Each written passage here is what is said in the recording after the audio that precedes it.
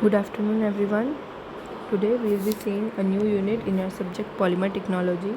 Name of the unit is Properties of Polymers, of which we will be discussing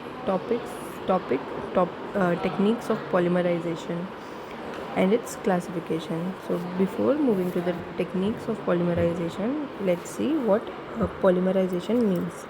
So polymerization is a type of chemical reaction which are exothermic in nature. That is, they produce heat and energy.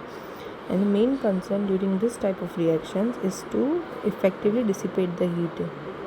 What they are trying to say is, in this type of reaction, it is important that we manage the heat and energy produced at the end of the reaction, and equal distribution or uniform distribution or dissipation of heat is important. Otherwise, large amounts of heat and energy can create explosion.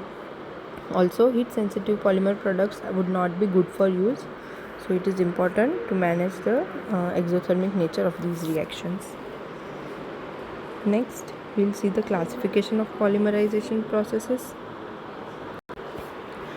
Polymerization processes are mainly classified into two types: homogeneous and heterogeneous, on the basis of the phases in which they take place.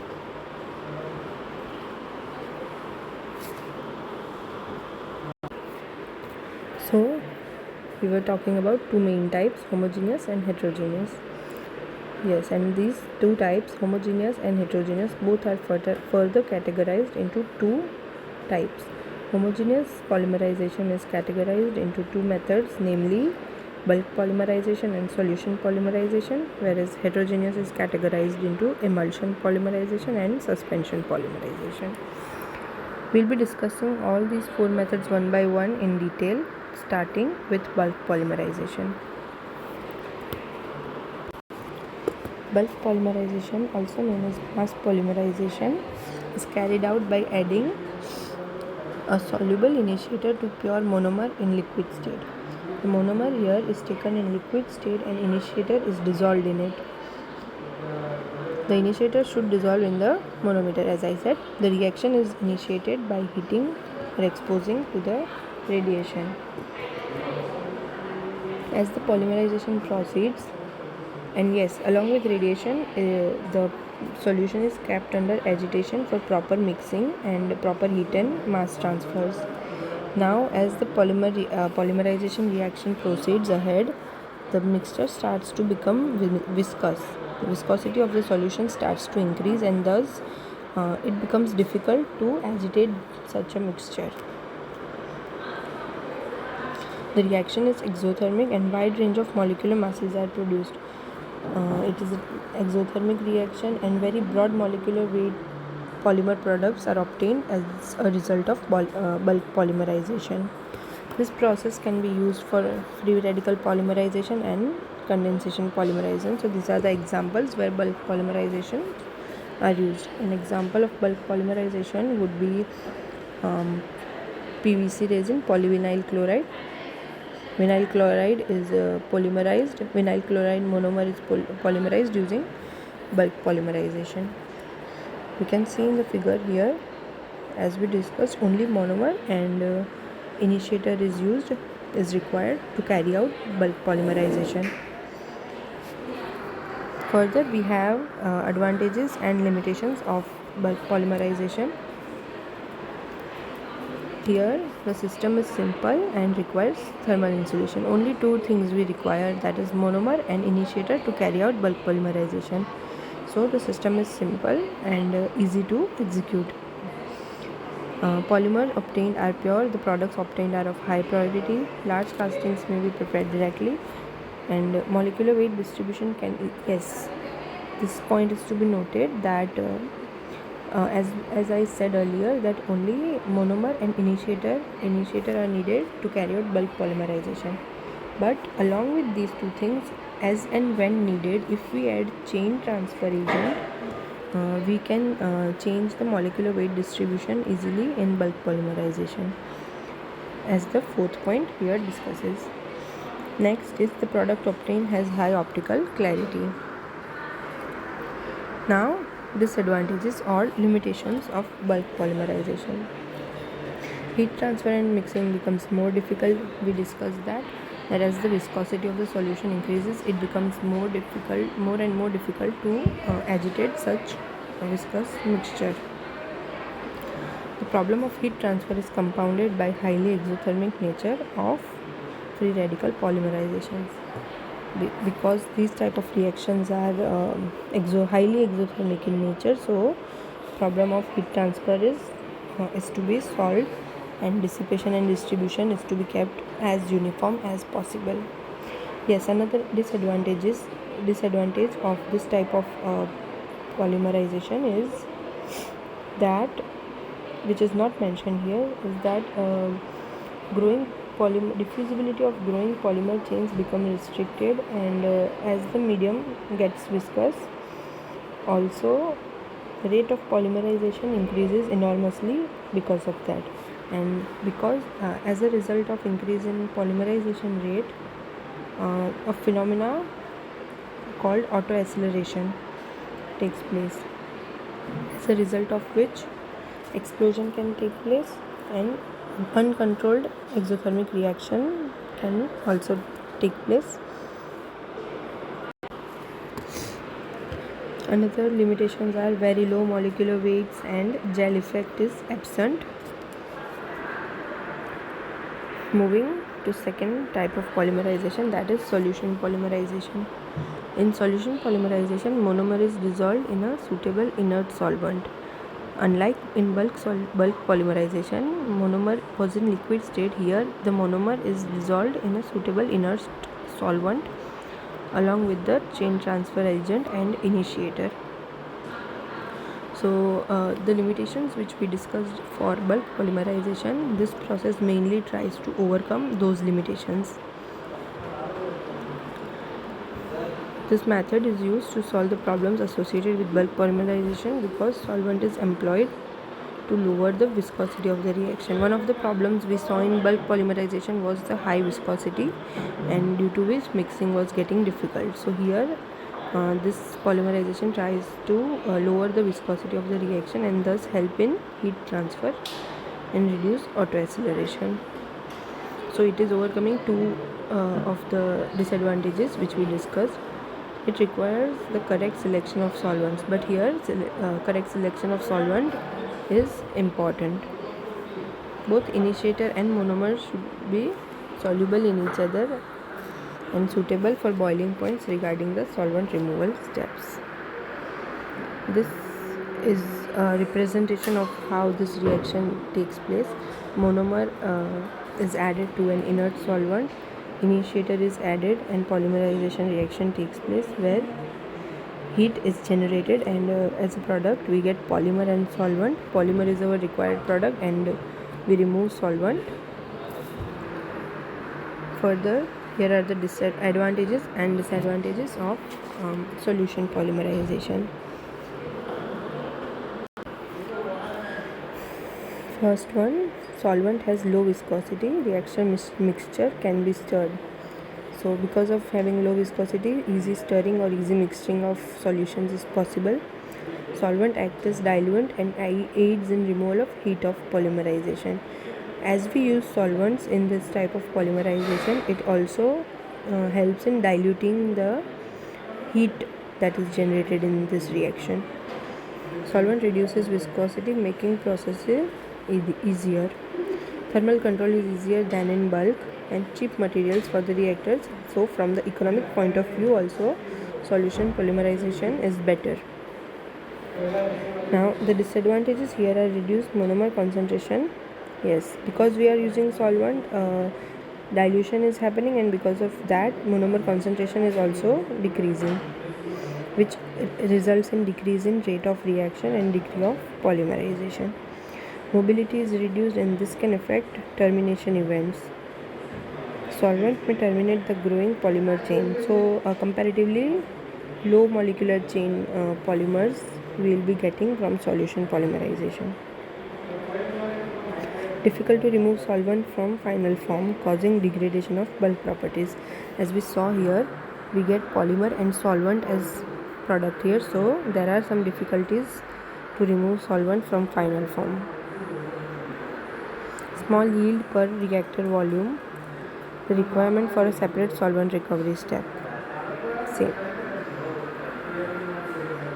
Next, third one, first one of the heterogeneous type is suspension polymerization.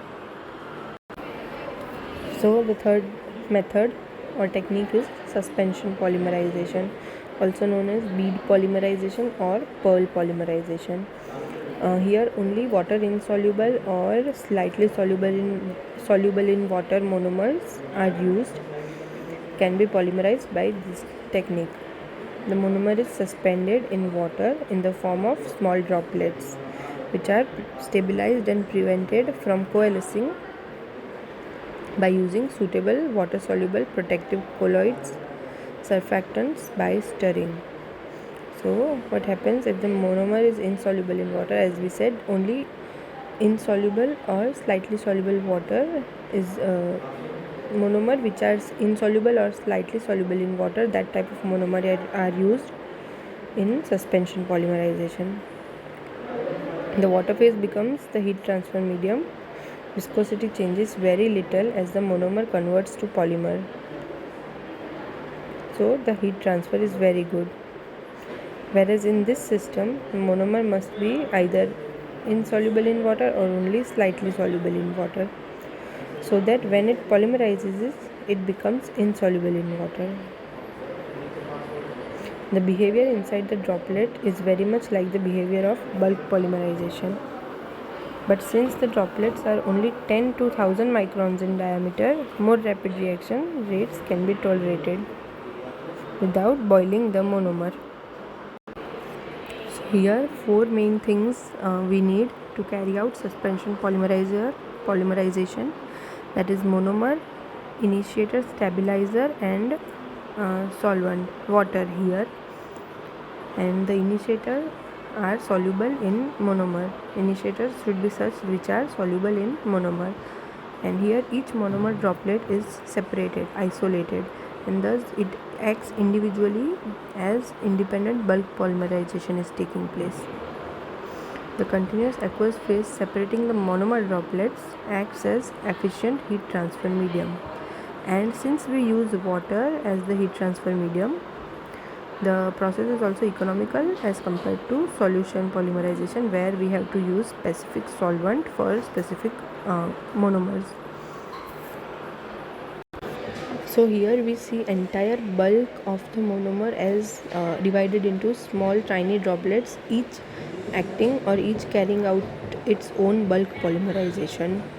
And because of this, there is control on kinetic chain length of the polymer, and the product form is narrow molecular weight and the product form is of shape bead or pearl. For this reason, it is known as bead or pearl polymerization.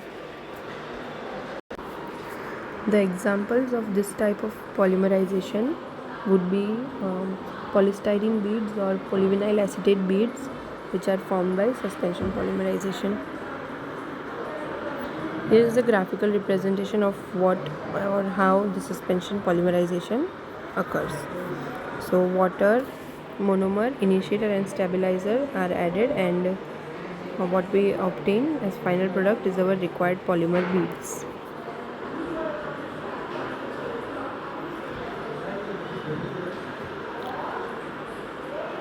Here are the advantages and disadvantages of suspension polymerization. The advantages are here: low viscosity due to suspension, easy heat removal due to high heat capacity, because the medium we are using here, heat transfer medium, is water. We can easily remove heat. Polymerization yields finely divided, stable latexes and dispersions to be used directly in coatings, paints and adhesives. Final products are better and easier to use. Disadvantages are: cannot be used for polymers whose glass transition temperature is less than polymerization temperature. This is the term we will be learning further in this unit. And must separate and purify polymer or accept contaminated product. So like solution polymerization, here also we need to separate the pure polymer and the contaminated product in order to be able to use the purified and good product. Next and last of it technique of polymerization is emulsion polymerization. Emulsion polymerization. So the main requirements or ingredients for emulsion polymerization are a water soluble initiator, a chemical emulsifier or surfactant, a monomer that is only slightly soluble in water or completely insoluble, just like we saw in suspension polymerization. The surfactant that we use here can be of any type, anionic, cationic or non-ionic. And the major difference between emulsion and suspension polymerization are these two. That first one is suspension polymerization is mechanical process, whereas emulsion polymerization is a chemical process.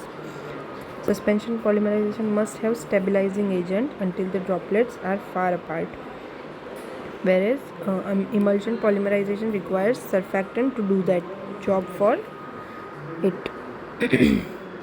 The most common type of emulsion is oil and water type emulsion.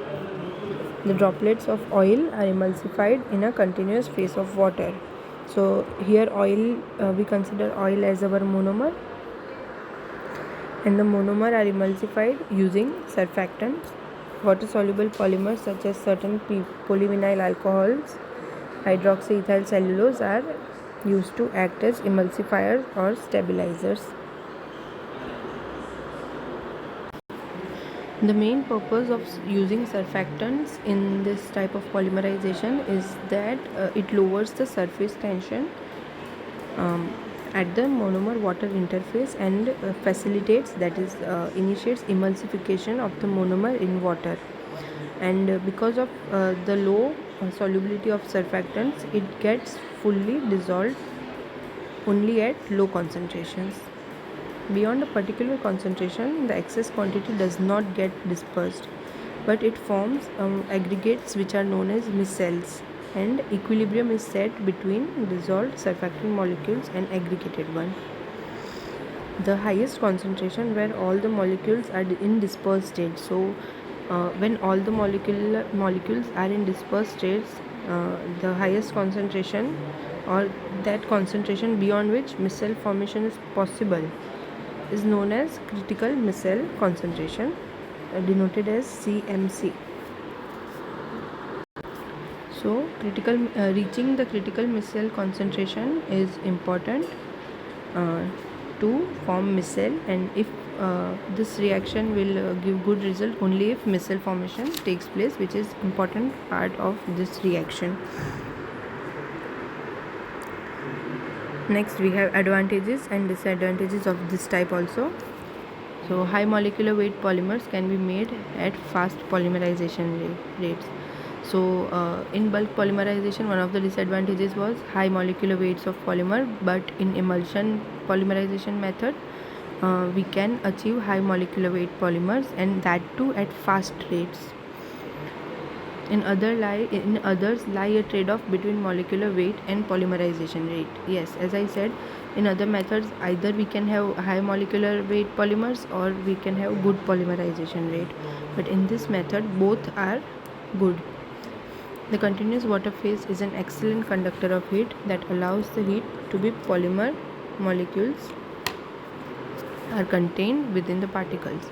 So it is method to increase the rate of many reactions. So rate of polymerization is also good in this method. Since polymer molecules contained within water, viscosity remains close to that of water and is not dependent on molecular weight. Final product can be used as it is and does not generally need to be altered. Unlike in solution polymerization and suspension polymerization, where we need to purify or separate out the product, removing solvent and other contaminations, here the end product can be used as it is. Disadvantages here are for dry polymers. Water removal is an energy intensive process. So it takes large energy to remove water if the polymer we are using here are dry. They are usually designed to operate at high conversion of monomer to polymer, and this can result in significant chain transfer to polymer. So this was all about the 4 types of polymerization techniques. Further, we'll be learning properties of different types of polymers and plastics in this unit.